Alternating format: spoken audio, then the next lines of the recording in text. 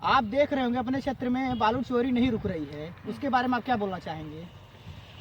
यार गुरु, अवैध तरीके से अगर उत्खनन हो रहा है तो कहीं ना कहीं गलत ही है वो। मैं सच्चाई बताऊं तो मैं अपने क्षेत्र में रहता नहीं हूं, लेकिन आपके माध्यम जैसे आप अभी बता रहे थे ऑफ कैमरा कि बालू चोरी इस समय पर एकदम कह सकते हैं कि चरमोत्कर्ष पर है।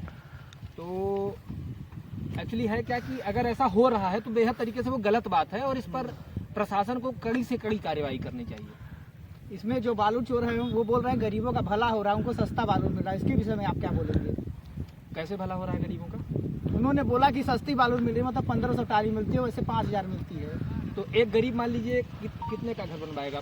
आवास के तहत मान लीजिए 4 कमरे का या 5 कमरे का घर बनवाएगा, उसके चक्कर में जो माफिया हैं उनका कितना फायदा हो रहा है। तो अब ये तो वो वाली बात हो गई ना कि अपने चक्कर में कि हम सामने वालों को सस्ती बालू दे रहे हैं।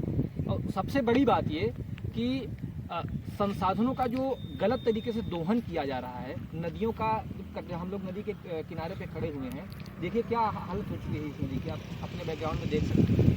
तो इसके लिए ये कहना कि हम गरीबों को सस्ती बालू दे रहे हैं, अगर उनका बयान अगर ऐसे ऑफिशियली आ जाता है, हालांकि ऑफिशियली चोर बोलते नहीं हैं, चोर हमेशा पीछे से बोलते हैं कि अगर आप टिप वाली बालू लोगे तो तुम्हें 3500 एक कट्टर की टाली में 1 सैकड़ा 3500 4000 की पड़ेगी, हम तुमको 800 1500 1400 का दे देंगे।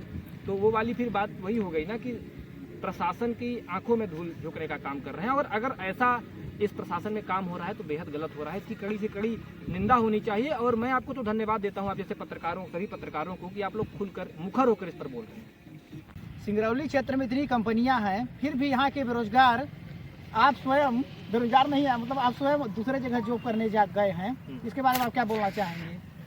देखिए, हमारा विषय तो क्या है ना कि हर चीज़ें व्यक्ति विशेष पर निर्भर करती हैं, लेकिन आपने जो एक बात उठाई बेरोजगारी का मुद्दा, ये बात बिल्कुल सच है कि देश में बेरोजगारी का जो दर प्रतिशत है उसमें कहना चाहिए कि एक भयंकर तरीके से उछाल आया है उसमें। कहने का मतलब कि बेरोजगारों की संख्या दिन प्रतिदिन बढ़ती जा रही है। उसके लिए निश्चित रूप से सरकार को कदम उठाने चाहिए। और सिर्फ ये कह देना कि पकौड़ा तल लो वो भी तो रोजगार है, वो एक्चुअली रोजगार नहीं, वो जीविका होती है। रोजगार और जीविका में जमीन आसमान का फर्क होता है, पहले तो हमें ये समझना होगा। मैं पुनीत जी आपसे एक बात कहना चाहता हूँ, अभी रेलवे ने वैकेंसी निकाली है असिस्टेंट लोको पायलट पोस्ट के लिए। 2018 में वैकेंसी आई थी, लगभग 64,000 के इर्द गिर्द उसमें टोटल वैकेंसीज थी, टोटल असिस्टेंट लोको पायलट की और एक और। अब 6 साल बाद 2024 में वैकेंसी आई है और सिर्फ 5600 कुछ वैकेंसी रह गई है। तो ये दरअसल चिंता की बात है।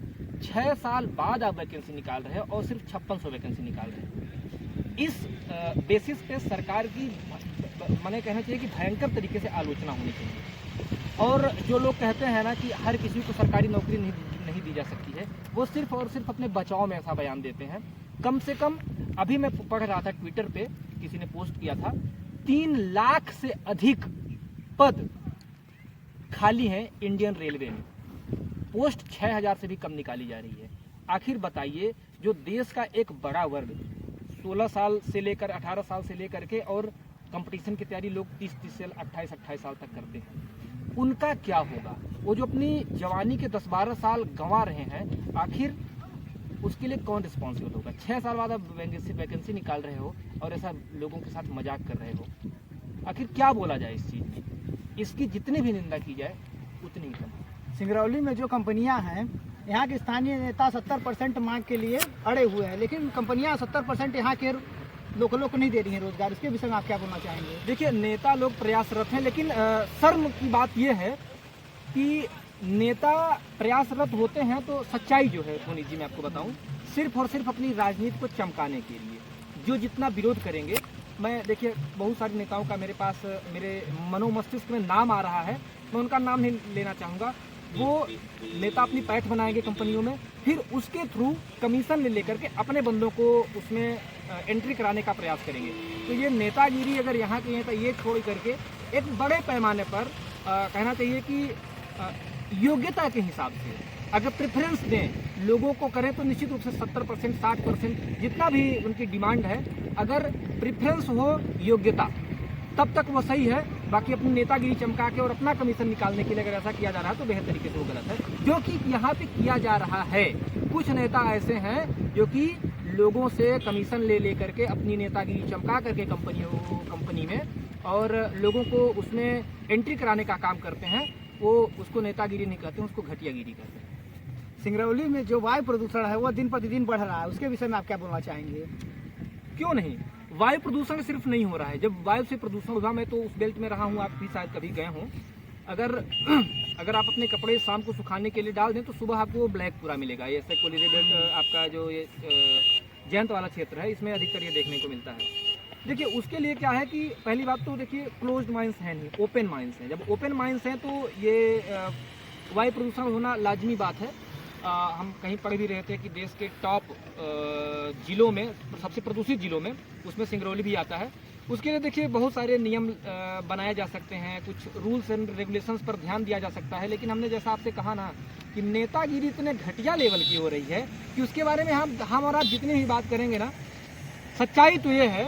एक नेता है अपने भास्कर मिश्र जी संभवतः, उन्होंने एक बहुत बड़ी बात कही थी कि सिंगरौली में एक्चुअली सिंगरौली नेता विहीन है। यहाँ पे आपको कोई नेता नहीं दिखेगा, यहाँ पे दलाल दिखेंगे, चाहे वो किसी भी दल के हों। आपने अभी मैंने एक वीडियो बनाया था सरोज देवी कोल का, आपने उसे ट्विटर पे भी टैग किया था बहुत लोगों को, तो ऐसी घटनाएं होनी चाहिए कि नहीं होनी चाहिए?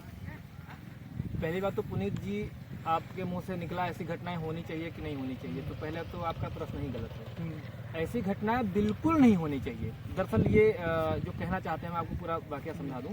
वो क्या थी, वो कुछ पोस्ट में थी ना, क्या थी, आशा थी, आशा कार्यकर्ता थी, और उन्होंने सीधा सीधा आरोप लगाया था जियावन पुलिस के किस व्यक्ति पे लगाया था?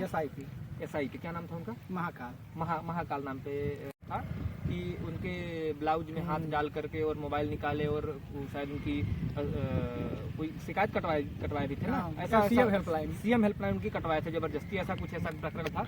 उस मुद्दा को मैं देखा और मुझे इसमें अत्यंत हर्ष ये हुआ कि उन सभी ईमानदार पत्रकारों में से एक पत्रकार हमारे भाई पुनीत जी ने वो मुद्दा उठाया था और बड़ी बेबाकी से उठाया था। देखिए क्या है कि नेता और पुलिस के बारे में कोई पत्रकार खुल के बोलता नहीं है, और मेरा तो ये कहना है कि देखिए पत्रकार वही है जो कि अगर कहीं पे अंधेरा है तो उसे पर्दा उठाए, वहाँ पे उजाला लाए, कहने का आप सेंस समझ लीजिएगा।